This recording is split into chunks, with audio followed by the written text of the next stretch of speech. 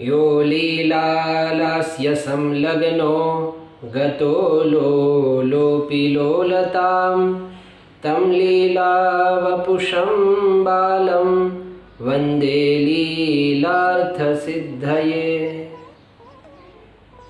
आप सौ वैष्णवों ने जय श्री कृष्ण, जय सियाराम, हरिओम, नमः शिवाय।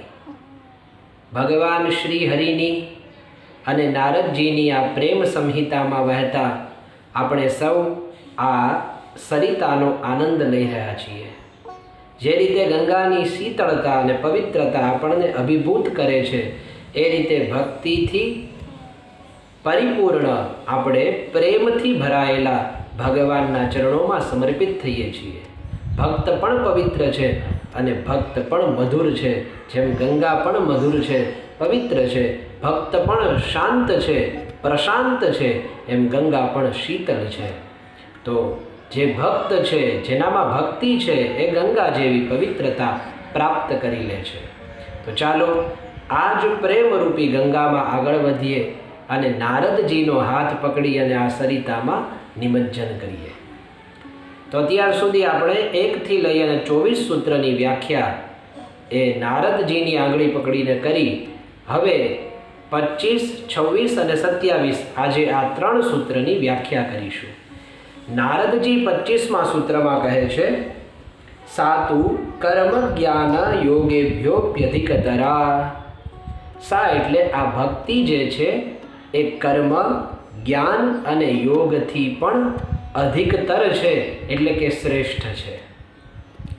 કર્મ, જ્ઞાન અને યોગથી ભક્તિ શ્રેષ્ઠ છે એવો કહેવાનો મતલબ એ છે કે કર્મ, જ્ઞાન અને યોગમાં તો યુગો વીતી જાય, પણ ભક્તિ એક જ એવી છે કે જેમાં ભગવાન તત્ક્ષણ આવીને ભક્તના દ્વારે ઊભા રહે છે। અને આ કલિયુગમાં જે કલિયુગમાં આપણે રહીએ છીએ એમાં તો એહી કલિકાલન સાધન દૂજા જોગ જગ્ય જપ તપ વ્રત પૂજા રામ હિ સુમિરિય ગાય રામ હિ સંતત સુનિય રામ ગુણ ગ્રામહી। તો તુલસીદાસજી પણ આ મહત્તા સમજાવે છે કે સૌથી શ્રેષ્ઠ ઉપાય હોય તો એ છે ભક્તિ, સૌથી શ્રેષ્ઠ ઉપાય હોય તો એ છે ભગવાનની કથાનું શ્રવણ, એનું ચિંતન, એનું મનન। તો કર્મ માર્ગ પણ છે, જ્ઞાન માર્ગ પણ છે, યોગ માર્ગ પણ છે, ભક્તિ માર્ગ પણ છે। માર્ગ અનેક છે, પણ પહોંચવાનું લક્ષ્ય તો એક જ છે અને એ છે પરમાત્મા। ચાહે ભક્તિ માર્ગથી કોઈ ભક્ત આગળ વધે, ચાહે જ્ઞાન માર્ગથી કોઈ જ્ઞાની આગળ વધે, ચાહે કર્મ માર્ગથી કોઈ કર્મી આગળ વધે, છતાં પણ એ પહોંચે છે તો પરમાત્મા સુધી જ। પણ અહીંયા કર્મ, જ્ઞાન અને યોગથી ભક્તિને શ્રેષ્ઠ કહેવાનો અર્થ એ છે કે મનુષ્ય કર્મ દ્વારા અશુભ હોય કે શુભ હોય એના ફળને ભોગવે છે। જેમ કે કર્મ પ્રધાન વિશ્વ કરી રાખા, જો જસ કરઉ સો તસફલ ચાખા। જેમ કે અવશ્યમેવ ભોક્તવ્યમ કૃતમ કર્મ શુભાશુભમ। તો મનુષ્ય જેવા કર્મ કરે છે એ પ્રમાણે એનું ફળ ભોગવે છે। પણ ભક્તિના વિષયમાં આવું નથી। જે ભક્ત ભક્તિ કરે છે એ કેવલ પરમાત્મા રૂપી ફળને જ પ્રાપ્ત કરે છે। યોગ સાધનમાં તો ઘણા વર્ષો વીતી જાય અને પછી ભગવાનની પ્રાપ્તિ સંભવ છે, પણ ભક્તિમાં તો આ જ જન્મમાં ભગવાન પ્રાપ્ય છે। અને એટલા માટે નારદજી કહે છે કે આ જ્ઞાન, કર્મ, યોગ એ બધાથી ભક્તિ શ્રેષ્ઠ છે। અહીંયા રામચરિતમાનસમાં ઉદાહરણ જુઓ, ગીધ અધમ ખગ આમિષ ભોગી ગતિ દીન હિ જો જાચત જોગી। રામચરિતમાનસના એ ચોપાઈઓમાં સ્પષ્ટ લખ્યું છે ક્યાં ગીધરાજ જટાયુના કર્મ હતા। અધમ ખગ આમિષ ભોગી, એનો સ્વભાવ જ એ છે, માંસાહારી છે, અને છતાં પણ જે ગતિ યોગીઓને મળવી જોઈએ એ ગતિ ગીધરાજ જટાયુને પરમાત્માએ આપી છે। શું કામે આપી? કહે છે કે આ ગીધરાજ જટાયુએ ભગવાનની ભક્તિ કરી છે અને ભગવાનની ભક્તિ છે એની રક્ષા કરી છે। રામાયણમાં શ્રી સીતાજી ભક્તિ સ્વરૂપા છે અને આ ભક્તિ સ્વરૂપા સીતાજીનું હરણ કરીને કોઈ અસુર લઈ જાય છે એટલે એનાથી આ ભક્તે પોતાની માતા સીતાનું ભક્તિનું રક્ષણ કર્યું છે। અને આપણે સૌ જાણીએ છીએ કે જે ધર્મની રક્ષા કરે ધર્મ એની રક્ષા કરે. એટલા માટે ગિરિરાજ જટાયુએ ભક્તિરૂપી માતા સીતાની રક્ષા કરી છે. ભક્તિ પણ ધર્મ છે ને. સવૈ પુંસામ પરો ધર્મો યતો ભક્તિરધોક્ષ, જે આપણે પહેલાં પણ વાત કરી, ભક્તિ ધર્મ છે. તો અહીંયા ગિરિરાજ જટાયુએ ભક્તિરૂપી ધર્મની રક્ષા કરી, તો ત્યાં ભગવાન શ્રી રામે જટાયુની રક્ષા કરી. રામ ભગવાન પણ ધર્મ સ્વરૂપ છે. રામો વિગ્રહવાન ધર્મ, મૂર્તિમંત ધર્મ છે રામ. એટલે જુઓ, જટાયુએ ધર્મની રક્ષા કરી, તો ધર્મરૂપ રામે જટાયુની રક્ષા કરી. તો ભક્તિમાં તો પરમાત્મા સર્વ સુલભ છે. કર્મ માર્ગી, જ્ઞાન માર્ગી, યોગ માર્ગી, આ એમ ન કહી શકે ભગવાન અમારું હેઠું ખાય. અને જ્ઞાન માર્ગી છે તો એમ કે હેઠું ખાવું તો અપરાધ છે. પણ ભક્તિ માર્ગમાં જુઓ, શબરીના હેઠા બોર રામે ખાધા, છતાં પણ ગૌરવની વાત છે કે શબરીના હેઠા બોર ખાધા રામે. અને હજી આપણે ભક્તને યાદ કરીએ છીએ. એમ અત્યારના જ કલિયુગના આપણે ઉદાહરણો ગોતીએ. કર્માબાઈ જગન્નાથપુરીમાં જગન્નાથને પોતે સ્નાન કર્યા વિનાની ખીચડી બનાવતા હતા. અને જગન્નાથે ખીચડી ખાવા માટે કર્માબાઈના ઘેર સુધી પહોંચી જતા હતા. અને હજી પણ જગન્નાથ મંદિરમાં જાય તો સવારનો ભોગ પેલો ખીચડીનો લાગે છે કર્માબાઈના નામથી. આ મહત્તા છે ભક્તોની. વિધિ નિષેધમય કર્મ જ્ઞાન યોગ માર્ગ હોઈ શકે, અને આમાં જો એ સરળતાપૂર્વક કર્મમાં, જ્ઞાનમાં, યોગમાં સ્થિત ન રહી શકે તો પતન થાય. પણ ભક્તિમાં તો એ પણ ચિંતા નથી. ભક્તિ માર્ગમાં ભક્તનું બધું જ ભગવાન સંભાળે છે. અને એટલે ભક્તિ એ શ્રેષ્ઠતર છે. ભક્તિ શ્રેષ્ઠ છે. શ્રીમદ ભાગવતના પૂર્વ મહાત્મ્યમાં પદ્મ પુરાણનું જે મહાત્મ્ય છે એમાં સ્પષ્ટ કહ્યું છે, ભક્તિની જ સંતાન છે જ્ઞાન અને વૈરાગ્ય. ભક્તિના પુત્ર છે જ્ઞાન અને વૈરાગ્ય, અને ભક્તિ શ્રેષ્ઠ છે. આમ પણ જ્યારે વ્યાસજી ખિન્ન હતા, બ્રહ્મ નદી સરસ્વતીના કિનારે બેઠા હતા, અને એ સમયે નારદજી આવ્યા. નારદજીએ વ્યાસજીને પૂછ્યું કે આ મહાભારતની રચના કરી, આ 17 પુરાણોની રચના કરી, અને તમારી જેવા સૂર્ય સમાન દૈદીપ્યમાન એવા આ બ્રહ્મર્ષિ એ અસંતોષી હોય એવું કેમ લાગે છે? અને જેવું નારદજીએ અસંતોષી હોય એવું લાગે છે એમ કહ્યું, એટલે તરત વ્યાસજીએ એમનું સ્વાગત કર્યું. પછી બોલ્યા છે વ્યાસજી કે અસ્ત્યેવ મે સર્વમિદં ત્વયોક્તમ, તમે જે કાંઈ કહ્યું છે એ બધું જ ઉચિત છે. અને હા, મારા મનમાં અસંતોષ છે, પણ એનું કારણ શું છે હું જાણતો નથી. મને એટલા માટે અસંતોષ છે એ હું જરૂર જાણું છું. મેં આ બધા ગ્રંથોની રચના કરી, વેદના વિભાગ કર્યા, છતાં પણ લોકો આને આત્મસાત કરતા નથી.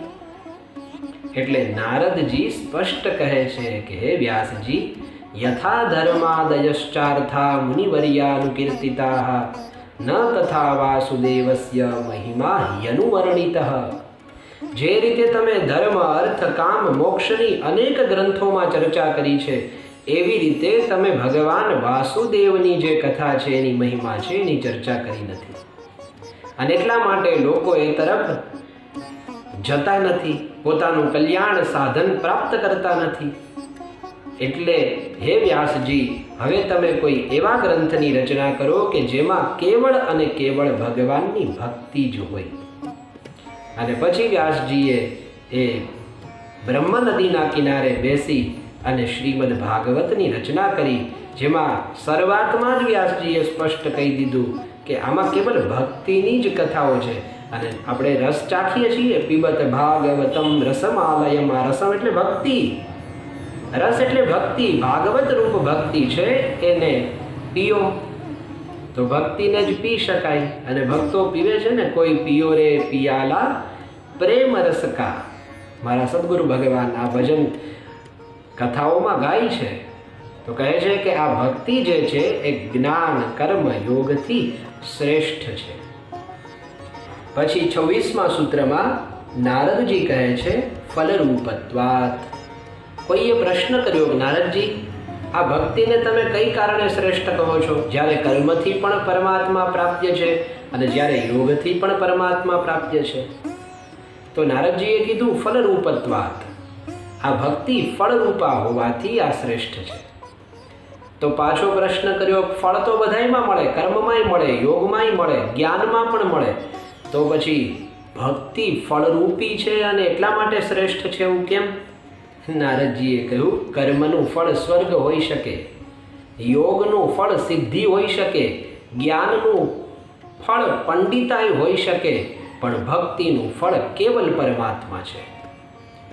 કર્મ માર્ગથી કોઈ સ્વર્ગમાં જવાની ઈચ્છા કરે જઈ શકે, એની માટે સ્વતંત્ર છે, પણ ભક્તિ માર્ગમાં જે પ્રસ્થાપિત થયો છે એ તો કેવલ અને કેવલ ભગવાન સુધી જ પહોંચે છે અને એટલા માટે આ ભક્તિ શ્રેષ્ઠ છે.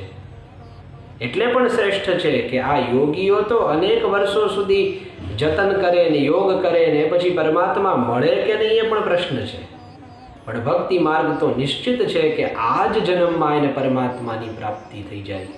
અને એટલા માટે ભક્તોના અનેક ઉદાહરણો એની સાક્ષી પૂરે છે. ભગવાને ભક્તિપૂર્વક આ બધા ભક્તોને દર્શન આપ્યા છે અને એનું મોટું કારણ એ છે કે અહમ ભક્ત પરાધીન.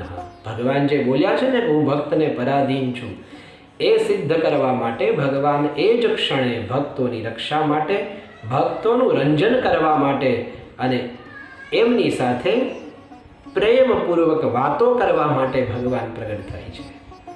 તો એટલે અહીંયા નારદજી કહે છે ફલરૂપત્વાત, ભક્તિ એ ફળ સ્વરૂપા હોવાથી શ્રેષ્ઠ છે.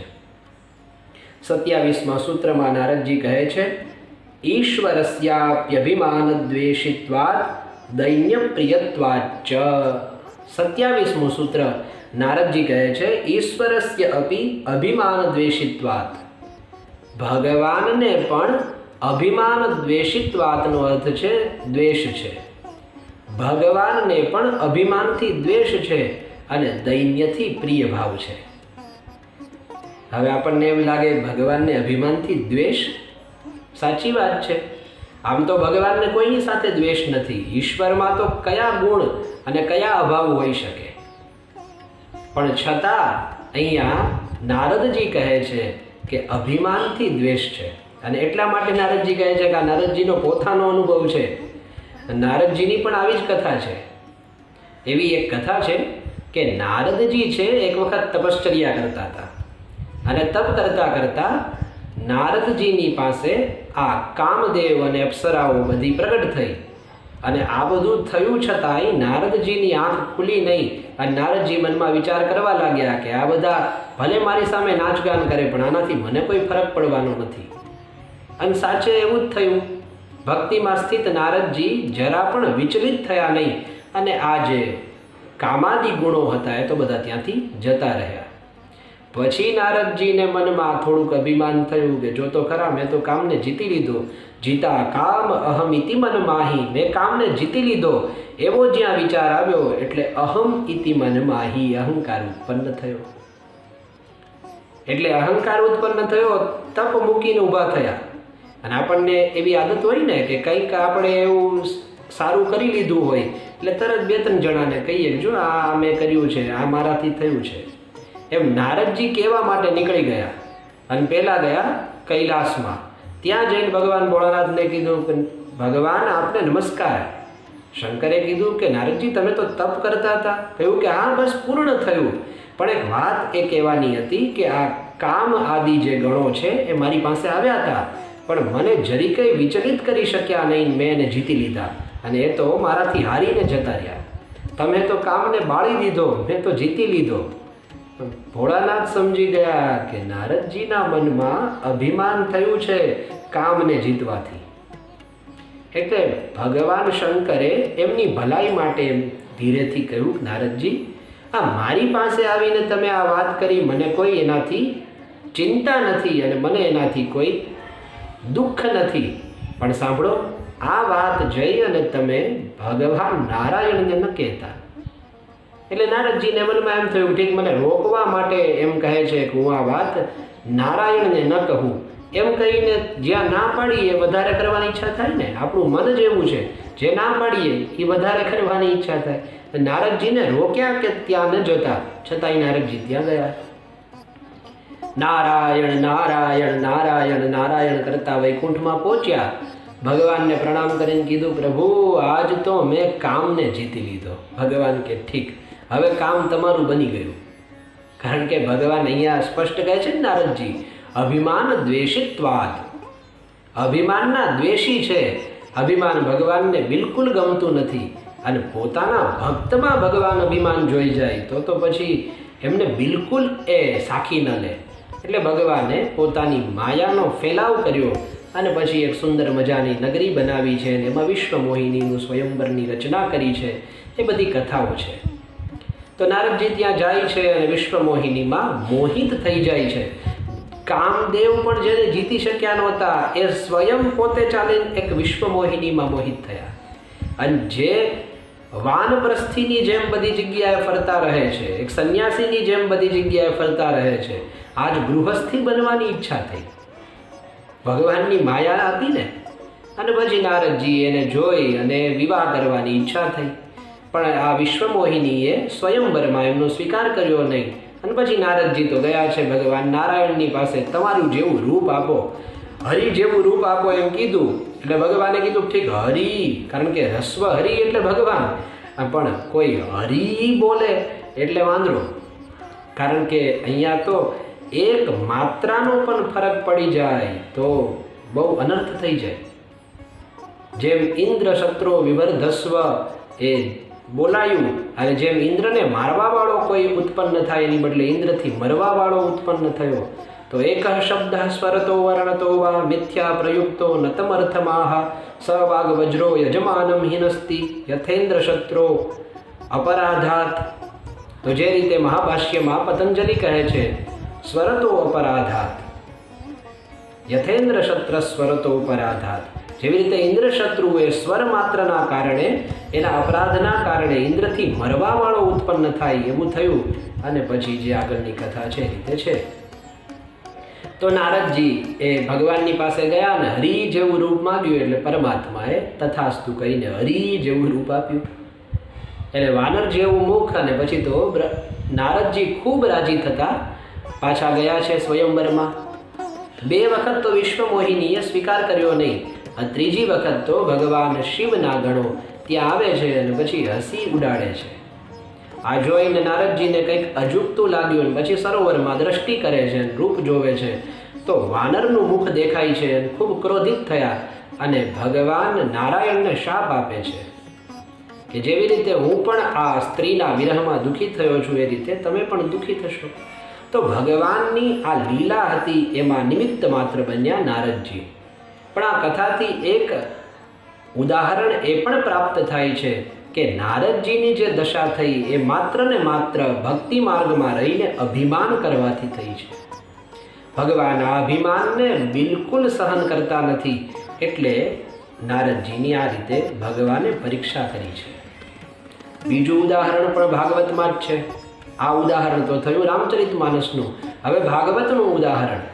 રાસલીલા કરવા માટે જે વાંસળી વગાડી પરમાત્માએ જે ગોપીઓના કાનમાં પડી છે, અને ગોપીઓ જે રાસ કરવા માટે આવી છે એ રાસમાં પ્રવૃત્ત થયા પછી ગોપીઓના મનમાં અહંકાર ઉત્પન્ન થાય છે કે આ તો પરમાત્મા એ મારી સાથે જ રમે છે, મારી સાથે જ લીલા કરે છે, હું તો કંઈક વિશિષ્ટ છું એવો ભાવ એના મનમાં પ્રગટ થાય છે.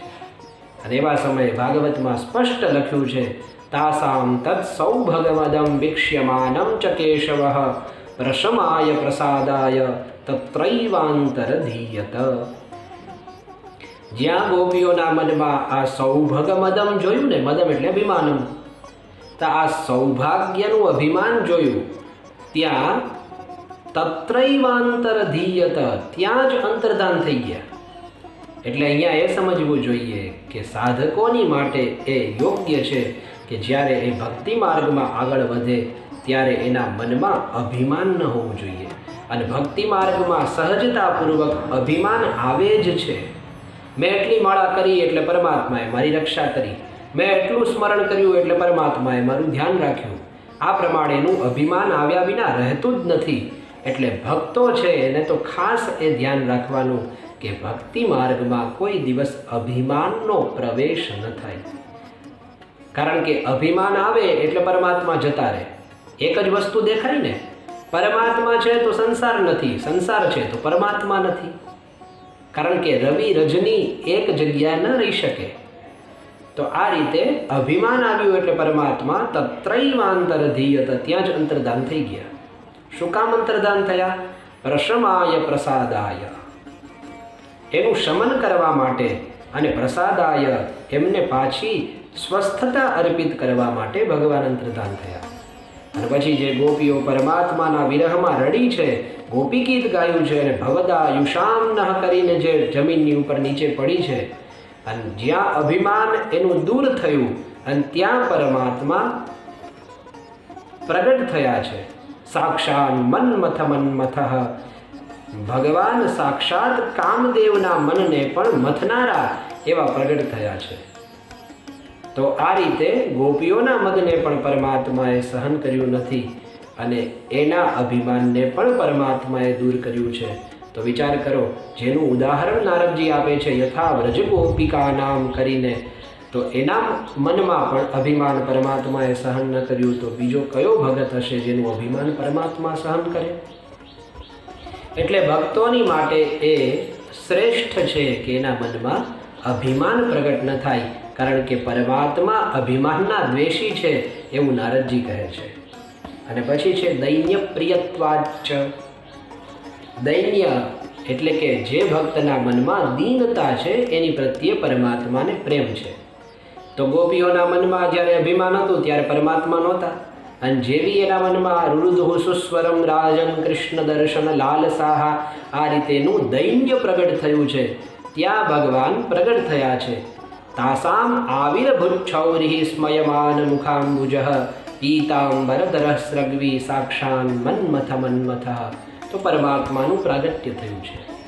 તો દીનતા ઉપર પરમાત્માને પ્રેમ છે અને અભિમાન પ્રત્યે પરમાત્માને દ્વેષ છે. તો આ રીતે 25, 26 અને 27 આ 3 સૂત્રમાં નારદજીએ આપણને ભક્તિ શું છે એની વાત સમજાવી. આગળના સૂત્રમાં પણ હવે જ્ઞાન, ભક્તિ અને કર્મની શું વિશિષ્ટતા છે અને એમાં કેવી રીતે ભક્તિ શ્રેષ્ઠ છે એની વાત કહેશે.